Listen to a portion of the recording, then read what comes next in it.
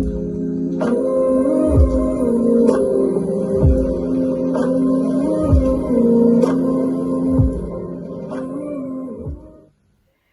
viewers, welcome to Let Them Know. This is Rose, and today we are so privileged to be in Scotta in the house of one of our pastors, and we are going to welcome him with his wife to introduce themselves. Welcome, Pastor Joseph. Thank you. I'm Jared Joseph Wandera. As Rose has said, I'm a pastor of Grace Church Scotta. Helen is my beautiful wife. I'll leave her to introduce herself. Thank you. My name is Helen Wandera, and I'm privileged to be part of Let Them Know. Thank you. Thank you so much. So maybe you tell us a bit more about yourselves, how many children you have, where you came from, and why you came. Well, yeah, thank you. Possibly because you started with me, I might just start to give you direction, but we have 4 children. Yes. Yeah, they are growing up. Our daughter is in the university. She's called Valentine. There's Byron. There's the Bainwell. Then there is the Bainal. All the boys. They are all the buys. Extra details I'll let if Helen has got something to add on. Mama, do you want to add something?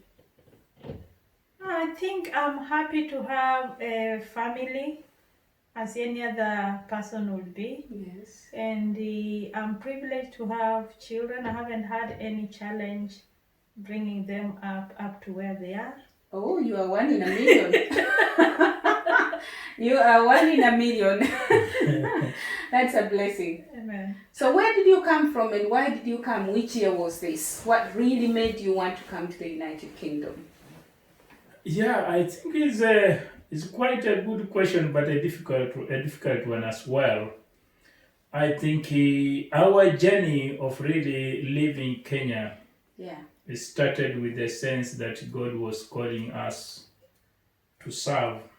Initially, of course, we were just church members. We had a special relationship with the Lord. And so we were just there like good church members, going to church on Sunday and going back home and following the teachings of the Lord until such a time that it was very clear that God was really setting us apart for something special. And that is possible. That's around 2003. That's when it became very clear that God was just calling us beyond just sitting on the chairs and really be actively involved in the ministry. When you say it became very clear, was it a voice you had? Was it a prophecy? What was it? What do you mean? Initially, I was looking forward really to be an accountant. Right. And during my time when I was working, I used to work with a company called Packaging Industries, and I would do the work and at the same time go for my part-time studies. The desire was I needed to be an accountant. But along the way, it became clear that more and more of myself was really sensing that God was actually calling me to do something totally different and just be out and preach the gospel. So we shared it through with my wife, and she felt, well, if God, that is what you feel, God is speaking to you about it, then you do well just to respond. And that is how our turn started. So at this point, you were just members of the church, Yes, and to be specific, we were part of Grace Church in Kayole. That is Grace Church, Kenya Assemblies of God. Yes. Grace Church is my current church at the moment. So that was KAG in Nairobi. Yeah, exactly. KAG I think Grace Church is blood and everything to you now. It seems that is what is all on my mind. Glory. But thank you for that. Okay. So you started planning to come then? Yes, I think possibly something that is worth mentioning is that when we felt that God was asking us to a deeper sense of serving Him, we, like any other good Pentecostal believer, we decided to set aside time to pray and wait on the Lord. And there is and there is this famous place that many people have spoken of, and that is Catalonia. Yes, Catalonia, and just those areas of Machakos, I think, beyond Machakos. I went there with another brother, and we waited on the Lord for, it was purely a 3-day fasting, prayer and fasting. That is when the Lord confirmed. It was a very clear voice, very audible. I could really hear God say, please, I need you for my work, so go for it. Not a small, still voice. Yes, that's what I meant, audible. It was audible, was clear enough. It was clear enough not to confuse it. No confusion. No, until today.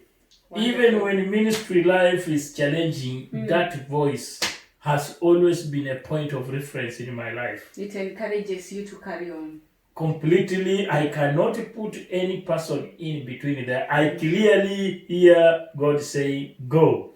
Wow. And on the basis of that, it has always a point of reference for me. Anytime things are really difficult ministry-wise, I always remember that, you know what, God is faithful. He sent me. And remember, I was working.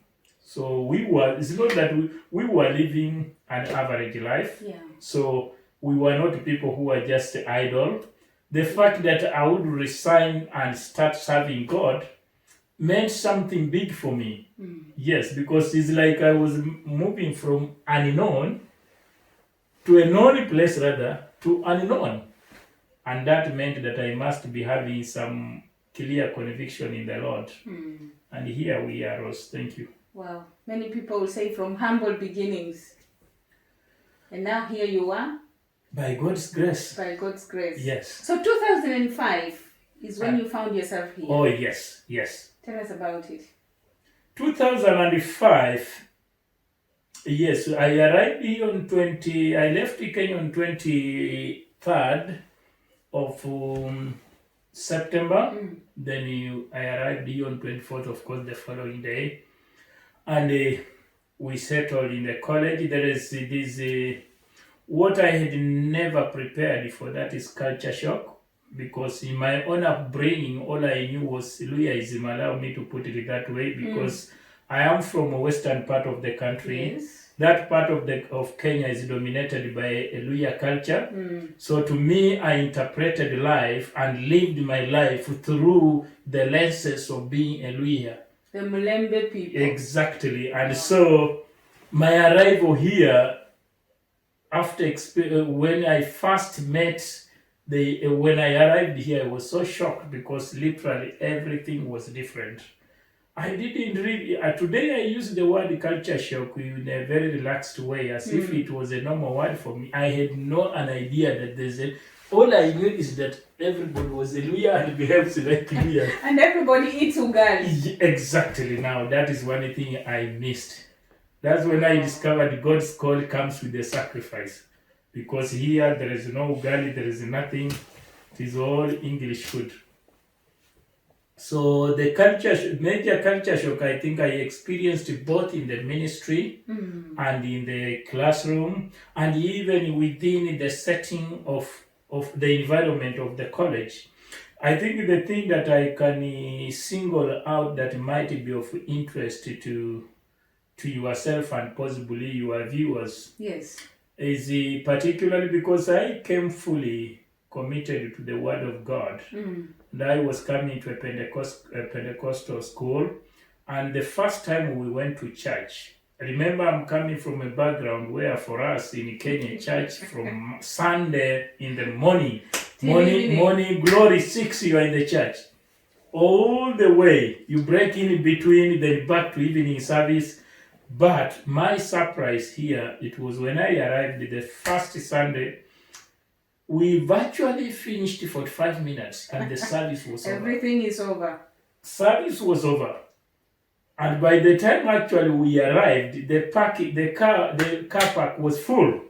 Because here people, literally everybody in the car. You see, when you want to know the number of the people in the church, you only just count the cars. Yes.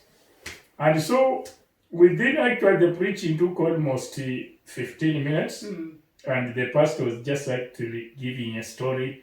I remember clearly that we never even read from the Bible. Wow. He just stood there, gave the story. Then from there, I was surprised there was time for a cup of tea and coffee. Wow. That one to me was something so different, and I was so shocked. But that's what culture is. Yes. Yes. Wow. Mm. Mama, so you are left at home with the children. How was that for you? It was a bit of a challenge because even coming for my husband to come, it was a miracle. Because what we were earning and the school fees that was required was too high. Yes. So I was left there. Thank God I was working as a teacher. So I was only now to rely on my salary. Yeah. The salary of my husband wasn't there anymore. It was a bit of a challenge, but by God's grace we managed. Yeah. Wonderful. So, you had all your 4 children at that time? Not really. The girl was in a boarding school. Yeah. And I had only the second boy, who was still around, who was 5 years old. Yeah. And I had a blessing on the way coming. Wow. So, but God was good. I managed until when my husband started at least helping where he could. So you came with the 3, and then you had the last one here. It wasn't that easy the way you started. You what I mean is your last one came, when you were already settled here. Yeah, I think the journey for the children to come, I came first, and then we tried to bring over the boys who were a little younger. The girl was a bit older. Yes. And because we couldn't afford to bring all of them, we had to come bit by bit. Wow. So I left, the young boy was only 10 months old. I left them with my parents. It was a bit of a shock to them as well, because they were used to city life, yes. Nairobi, and now I'm taking them back to the rural, yes. where they had no idea of that life. Wow. But we tried as much as we could, and then brought the boys. The girl was left behind. We tried for the girl to come over. We tried for nearly 3 years. It's when we managed to bring her over. And then the little one came as a blessing to complete the number. Yeah, I think. Or are you still going? Oh, no. Yeah. Okay, it's nice to hear that despite all this, you didn't really have any challenges bringing up your children. But I suppose because Pastor is with them most of the time, and then you can have time to go to work and run around for the other things. Oh, yeah. Wonderful, wonderful. I think just to add something on that, to be honest, I think we are blessed. Yes. We are blessed, and I always look back and say God is faithful. Wonderful. Because we've had a privilege of really interacting with the migrants. Some of them could be coming from our own country, Kenya. Some would be coming from the different parts, of course, but outside of UK. And managing families can be a big challenge. And I think where I feel that we really found God's blessing and the provision of God in a great way is that we have not had to take our child to the childminder. Because the typical busy family, the husband and the wife will all be out trying to make a living, which is acceptable. But the children will literally be growing under the care of somebody else. These people we call childminder. So I know occasionally the government steps in to pay. Yes. But the truth is that Other people have had to allow to find their children growing up in a different setting, where in the Yes. morning everybody goes, the children goes to school. From school, they are taken up by the childminder. But I think Helen and myself, You've managed. we have managed in the sense we did not need that, we did not reach to that because of my nature of work, pastoral work. Yeah. I plan my diary around the availability of Helen, around the family. Yes, that's the right way to put it.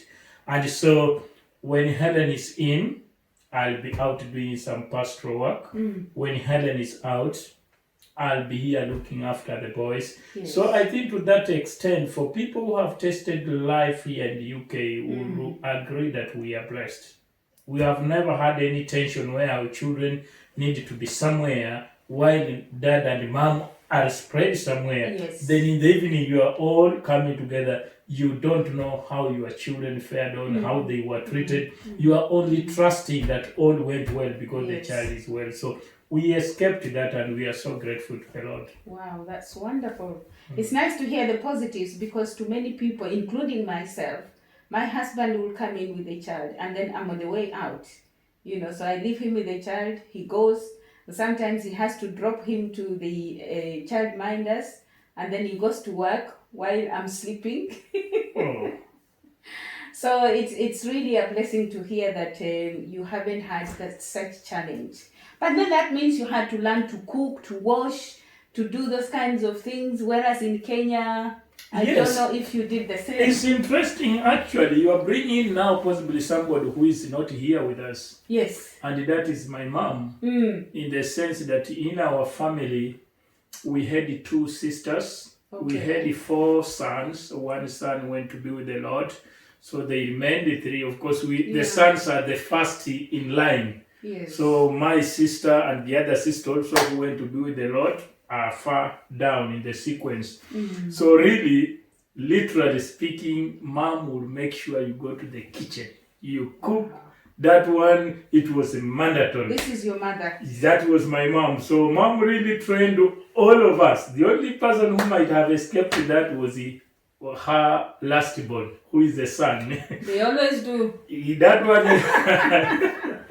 So the cooking to me was not. In fact, I'm saying something that God actually a great gift from my mom, because whereas in Kenya, cooking men frowned upon. Yes. And to extend where you are seen as if you are something who don't fit in the society. But me, by the time I married, a kitchen was a place where mom had properly prepared me, trained me. So I didn't have a problem with that. And so when finally I arrived in the UK, I realized actually all along God was using mom to train me for the life in UK. Yes. So do you know the place of a husband in a UK family? Tell me. The truth is, I don't know about other people's You tell us. experience, but as a person who who has really found himself settled in the indigenous community, Yes. my church actually is almost, possibly I would say 2% of the congregation are Africans. Is it 2% even? I'm trying to be Maybe generous. less. I'm trying to be generous. Yes. I'm trying to be generous because, to be very clear, there are only 2 families. 2 families. Yeah, there are 2 families. But out of those 2 families, I'm blessed to be one of the leaders. Yes. And we are boasting of a congregation of around 100. Yes. And what the place for a man in UK is the kitchen. Yes. And they enjoy. But it clashes with our culture back home. And I think the preparation that mom did to me is such that when I arrived here, the place of a man is in the kitchen. Me, I already have those tools and the willingness to enjoy cooking. So I've never found it a problem. But you see, I know of my friends who literally, that one alone has broken families here. Because the children, the wife finally wants to, because of the pressure. It's not that our wife choose to do that. Because at home, our wives are used to sitting there. We go, we work, we bring money. Well, not all of them. Manage the affairs of the home, left, right, center. So generally, even if they are working, the truth is that our culture condemns our wives into the kitchen, even those who are working, so that when they come there, all they are thinking, I have to come with some meat, I have to come with some, I've got to start cooking, my husband will be coming. It doesn't happen with the husbands. The husband don't come say, I've got to carry this, my wife is coming. Or you come in together, you are carrying your handbag and you go straight to the kitchen. The burden is always on the wife. Yes. But here it is the opposite. Yeah, the burden is always on the man. Wow. And it's such that even families, in-laws can gather and actually they celebrate. They are looking forward to taste the food of their son-in-law. So here it is something they enjoy. But if you look at it from our cultural lenses, you feel that it's something that is a misfit. But it's a culture. One thing I think we need to realize that culture, there is no culture that is better than any other culture. Cultures don't compete. They are only different. So this is how they have organized their life. And nobody has a problem with that. Now, this is where we find it a problem. We come from our country. It doesn't matter which part of Africa you're coming from. You arrive here with your own culture and discover that our culture is totally different from the culture here. You have to sacrifice your upbringing to fit into this culture. And this is where families have actually, marriages have broken. People have really find it difficult. We have run into trouble with our own children because everybody is fighting to survive. Of course. And that is where I always believe that God has really been very gracious to us. Wonderful. I think I look at it as an warranted favor. We don't deserve that favor, but God has blessed us and we don't take it for granted. Wonderful. Mama, do you have anything to add on that? I think Pastor has talked more. Yes. And with me, I can say I'm blessed. Of course you are. I'm blessed because of the husband God gave me. Amen. And he had learned how to cook and take care of the family. Yeah. I have no problem. I can't be at work and thinking, oh, will my children really eat today? Or, oh, what will happen? Or I'm sleeping. Or what will happen to my children? Yeah. At least that one, I'm rest assured everything is dealt with. Even when I'm out, I'm at peace. Yeah, and we thank God for that because most women will have to juggle between work and home, you know. So that's quite a blessing for you. And the benefit of that, I think, it has run down into our children. Yes. Because all our children now, even the young man who is 80 years, they can cook for themselves. Yes. Yeah, nobody sits to wait for any other person to cook. I always remind them, Mom trained me, if you don't learn these life skills, you'll end up queuing in McDonald's, wanting to eat in restaurants instead of saving money and cooking the food you enjoy. So all of them, they can cook. Wow. Really, in our house right now. Wow. Unless Mom just feels that, you know what, we need a family meal tonight. Yes. Otherwise, all system goes. Does any of them want to be a chef in the future? To be honest, interestingly, both of them, the two, yes. the gentleman who is going to the university in September, that is Byron, and his brother, who is the equivalent of Kenya, could be Form 4. Yes. They've done catering. They call it as technology something. Home tech. Yes. Yes. In school. Yes. So they did that. Daniel, what's that? Food tech. Yes. Tech. Yeah. They did the food. Yeah, Okay. They did the food tech, so I think they are right. Wonderful, wonderful. So that's it, viewers. For now, we are going for a short break. When we come back, we want to hear how Pastor has settled in and the part of the leadership of the Church of Grace in Scotta and how they have managed that together with Mama.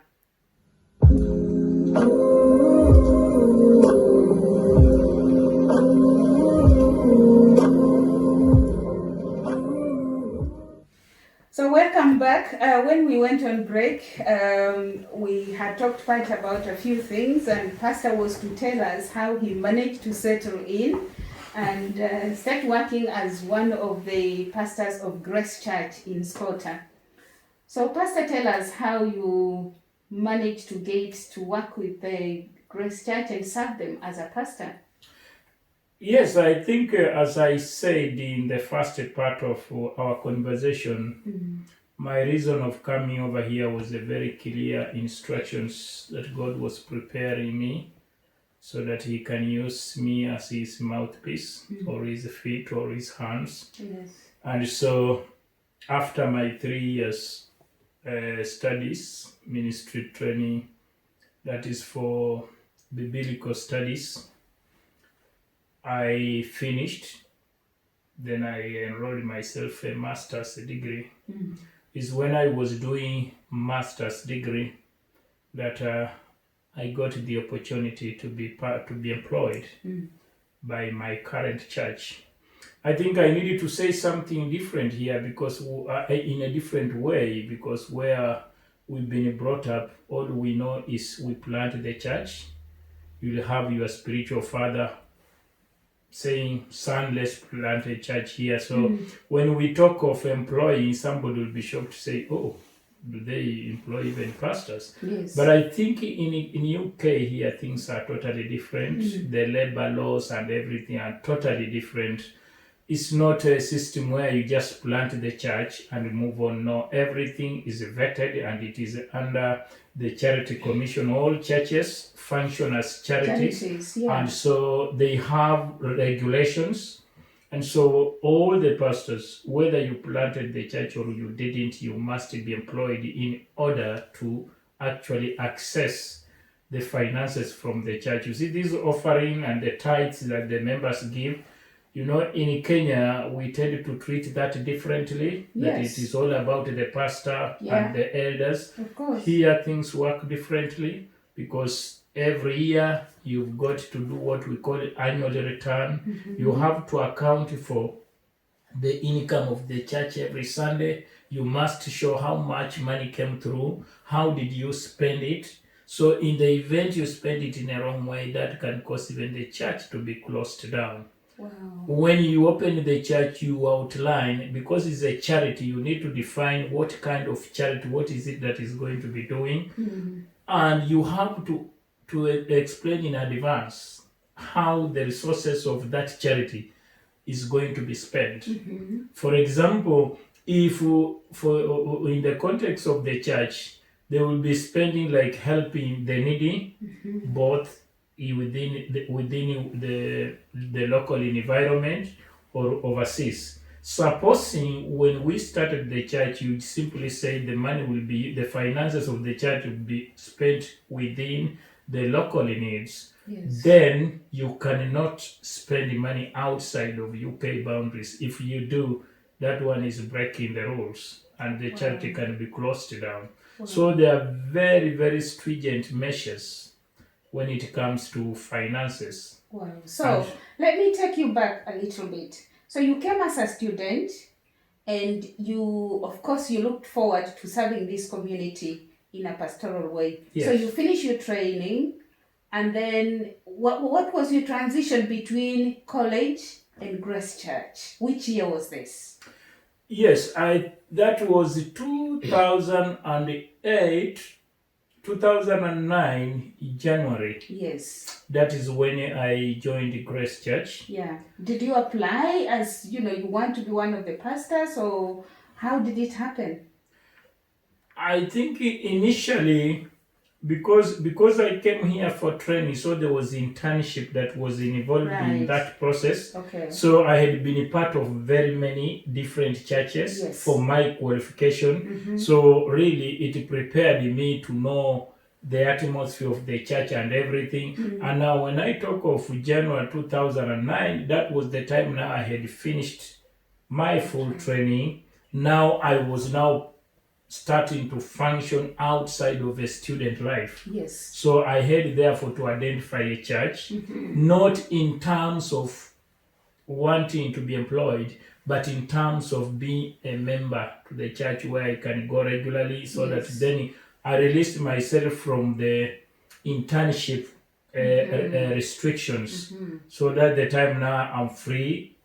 We had already settled in the country, and we identified the church that was nearer to us, and I started going. But I think what I didn't know that the church had just started, I think we joined the church 2009, and the church had just been planted 4 years prior to that. Okay. And in their own words, actually, our presence there was a prophetic moment to them, Yes. because it had already been prophesied that there were a minister that was going to come outside of the country to come and really support the work. So they should not look at it as something that was small.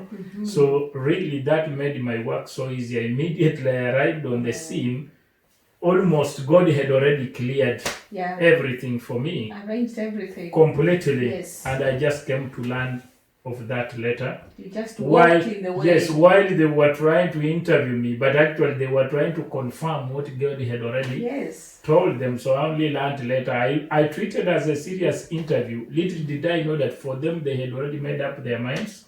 That actually this is the person that God had already spoken to us about. Wonderful. And remember, this is really a rural-based place. Yes. As I told you, we are talking of possibly 2%. I know you challenged me. I talked of 2%, but you think that is a bit possibly on the higher side, and that could be true. Maybe numbers is better than percentages, then we can... Yes, internally, yes. Yeah, that is true. So...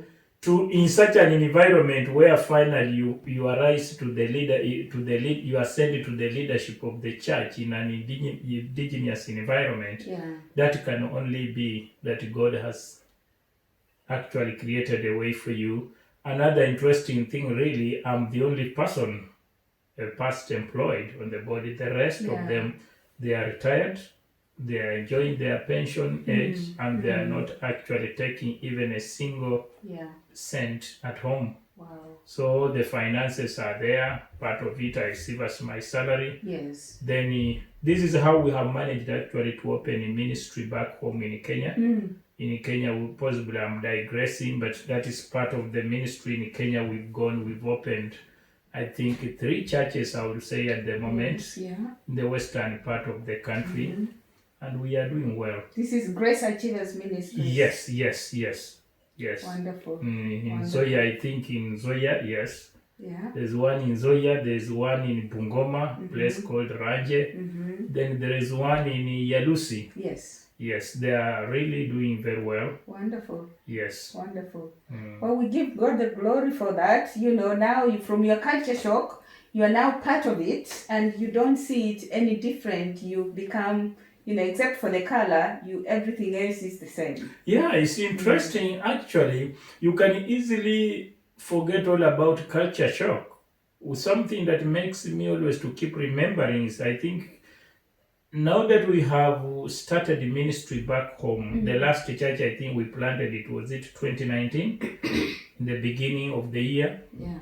And what is happening now, when you go back to Kenya, you see, we always go back for ministry life. And the approach of ministry is totally different. It's different. With here. So then that starts reminding you of the cultural transition. Yes. And so I approach it like what we call, when you have been called out invited for a function, you'll always try the dressing code. It depends with where you are going. If you are going for a wedding, you choose something different. Now, this is how I behave in ministry. When I'm here in UK, I know what is expected of me, what the culture demands of me. Yeah. And so I've got to appropriately use the right language, use the right approach, the right intonation, and ministry-wise, and even evangelizing, you see. And the same thing when you go back home, you quickly know that you are now home. You're now home. Where culture suit and tie. Yes, in 25 degrees centigrade. Now I see why you don't have a tie and you've got your suit on. Yes, I know that is. I think it's just because it's an evening, we are just relaxed home, and we were expecting you. Wonderful. And we tried to loosen ourselves up at least. To be free. Yes. Wonderful. Yeah. Thank you. So, fast forward. We thank God for that. But this is the time we are having this pandemic. COVID-19 is affected so many lives. How has it affected, the church that you pastor at the moment? Yes, I think it's a very interesting question you are asking. Helen, could you just help us with that shield, the one the company has just supplied right now that we want to use for that Wonderful. in that carton open so that we can just highlight the viewers what is happening. So yes, I think COVID-19 has affected us in a great way, and as we speak, these are new arrivals that have arrived. We are prepared for your information since I think I'm trying to look for a place to open so that I can give it. Yeah, I've got it. These are things now we have bought. Wow. Shoes. Yes. Am I allowed? Yes, you are allowed. This way? Yes, you are allowed. Yes, you are allowed, and this helps the whole thing to be off your face. Okay. Yeah, Oh. it helps to be off your face. Right. I can help you. This way? Yeah, this one has to be there like that. Oh, right. Yeah, Okay. So, Oh. yeah, Oh, wow. It's so Okay. claustrophobic. yeah, I know. Wow. So this is now, There we go. yes. So I'm protected from. Exactly. So now these are some of the things that now are arriving, and the government. Yeah, you are free to remove. So am I going to church with this? Definitely, the idea, the plan is a consignment of. Oh, my hair is going on it now. It's so fine. You might have to give me this. Yes, exactly. the consignment has just arrived, Okay. and what is happening? This is just the end of COVID impact, because these things have arrived. We are planning to open the church on 9th of this month. Remember, September. August. August. Okay, August. yes. Remember, we closed the church somewhere in March. So virtually, we've been out of the church for almost 16 weeks. Wow. So to say. So we are now in preparation. We've checked our hall and everything. We now can accommodate around 98 people. So these things have arrived. There's a lot of complications that are required, but we have no choice. So this is also involves spending and all those stuff. So tell us about the layout when we come in as worshippers, right from the door. Yes, the first thing, we are blessed in a way that at least we can wait from in our cars. What is going to happen to avoid congestion and long queue? We are going, once you arrive in your parking, you have to wait. In the car. We are going to have 2 people at the door. This is now not about ushering. This is purely administrative. These are people who are going to log you in. We are not a church that is used to having church members register, but the demand is that we must be able to provide a record of people that attended in the church. If we are not ready to do that, we shouldn't open. So we are ready to do that. So there will be somebody with a register to log in. As you come, you park your car. When the person logging you in knows that it is time for Ross, then he says, Ross, it's your turn. You come in. Once you come in, we log you in, you enter the church, you will find we have identified around 7 rows. One row has single chairs going from front to backward. The last row as well is single chairs. In between, we have a row of 5 rows of double chairs. And going backwards, we have around 11. So that is 11 times 7, that is 77, plus another extra 12 somewhere, it makes 89. Wow. So that is exactly what is going to happen. Those who come in with the family, they are allowed to push chairs together. Okay. That is as far as arrangement is concerned. So at the door, I wash my hand, sanitize, put on the mask, exactly, and then go and sit down. These masks, yes, these face shields are made in such a way that you carry. Once we give you, you take it home with you. That is yours. So I've got mine already. Already you've got yours there. Yes. Now that is what we are going. Wow. That is how it has affected us. But in terms of people who have been affected by it health-wise, I think it's only one person we know that one of our elder was suspected to have come in contact because of pastoral engagement. Yes. There was somebody who was suspected to have had a contact with the person with the COVID. Yes. So our fellow elder pastor called John was Yes. notified by the NHS to isolate himself just in case something happens. There's one of our church member who was actually affected as well, but we thank God she recovered. Wow. She's doing well. So as a church, we, other than this administrative involvement of prevention, I think we've only been affected to the extent of the long closure. Okay. But we've caught up with that. We've started just special programs like recorded service. We introduced news bulletin, and that's how we've been in touch with the church members all through. We had WhatsApp group in place, and one of the most important thing has turned out to be is the breaking of the Lord's table. Yes. That has become very, very important because then we can all collect together, at least spiritually. Yes. We know that by exactly 11 on Sunday, we all gather together, people from their own homes. They approach the table, and then once we finish the recorded service. Wow. So to that extent, that's what we've tried to do. That is, I think, quite well explained, and you're following the government, policies and protocols, and well, I'm looking forward. You're welcome. We have even extras for the visitors as well. Those visitors who will come, Wonderful. they will also have theirs. Wonderful. Yes. Wow. Mama, are you looking forward to this? Oh yeah. It will be an interesting new normal. So any plans do you have for yourself? What plans do you have for the future? Or are you going back to Africa? Are you staying here until, those days? I think at the moment I can't say yes or no. My hope and my wishes was to go home immediately I retire. Yes. But along the way, I changed my mind and stood in between. So you're on the fence. Yeah.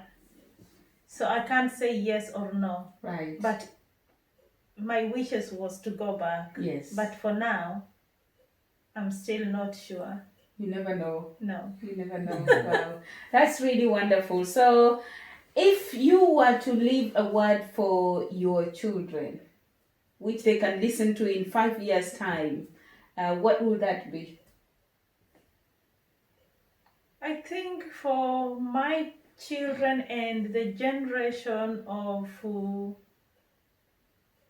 children of immigrant, I'll wish to tell them that as we have grown up knowing the word of God, and it is the faith that we have stood in that has brought us up to where we are, and just to encourage them, if they stay in the Lord, the future is bright for them. Amen. But if they go aside, then the law can catch up with them. Amen. So it is either to stay in the Lord and be safe and have bright future, or go astray, and then the law will catch up with them, and it won't be good for them.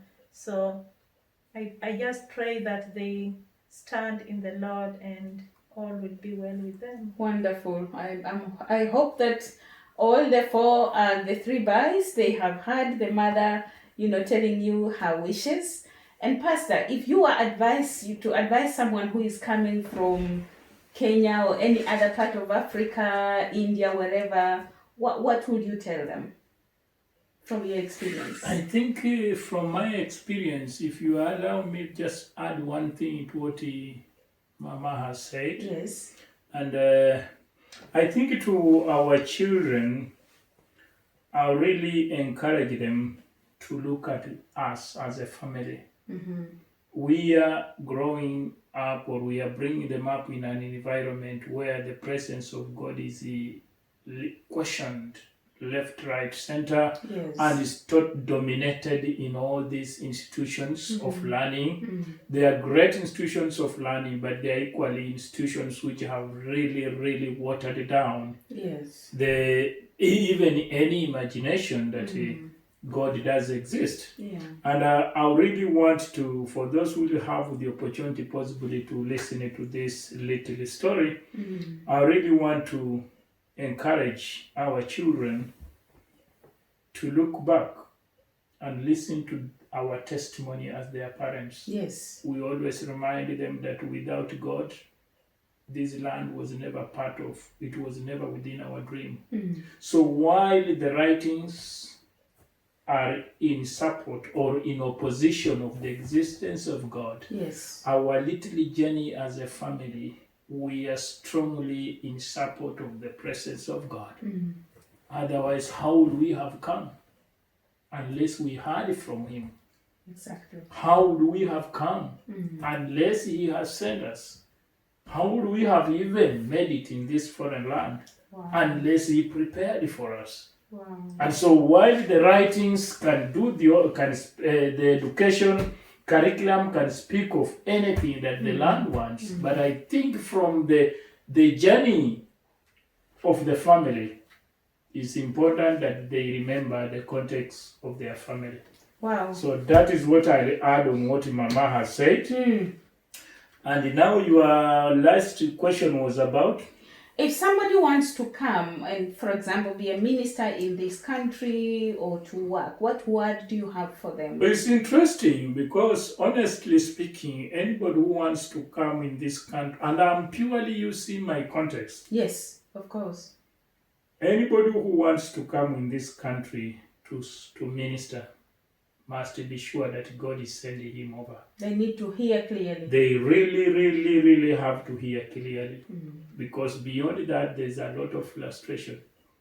I'm reminded of Joseph, who dreamt of his star was literally, while the other one, their brothers, the rays were bending. Now, this is Joseph of the Bible. Remember, Joseph, you are also Joseph. Yeah, I know. There we go. Yes, Joseph, you see. But he remained focused. Yes. He never allowed the circumstances around him, whether he was found in Potiphar's house, whether he was found in jail, he remained focused. He accepted to suffer, but eventually God came through for him. Wonderful. And I want to believe that if you really believe God has called you to come, not just in UK, but any land outside of your motherland, God who has spoken to you, God will sustain you. Wow. He has sustained us. There are times we have cried tears. There are times we've slept without eating. Yes. But He has remained faithful. And today we sit back and say, praise the Lord. So for that who wants to come, please make sure you have heard from the Lord. There is no room for guesswork. Wow. Because culture shock will frustrate you. It will frustrate you. And I always say, any person who has left our country and come here when he or she has a relationship with the Lord and maintained that salvation here, that person, I have respect for her or him. Kudos to them. I'm telling you, I have a high respect for that person. This is the place where all the visions can literally go down. You're not the first person to say that. Because this is a place we don't pray for food, by the way. In Africa, I would cry, God provide for me. Here we don't pray for food. We don't actually because you can go pray to the supermarket and find food there for free. Things that we pray for back home, here we don't pray for. Things are there. Even if you fall sick, literally, even in the ambulance, everything is easy. So unless you are sure God has called you, once you arrive in this bubble, there is everything around you. You just sit back and start enjoying. Wow. And forget about the Lord. So be sure God has called you. Well. Thank you so much for your story. Thank you, viewers, for being with us. There you heard from the horse's mouth. Be sure God has spoken to you clearly that you are going to the United Kingdom or any other foreign country to be a minister. And that's it for today.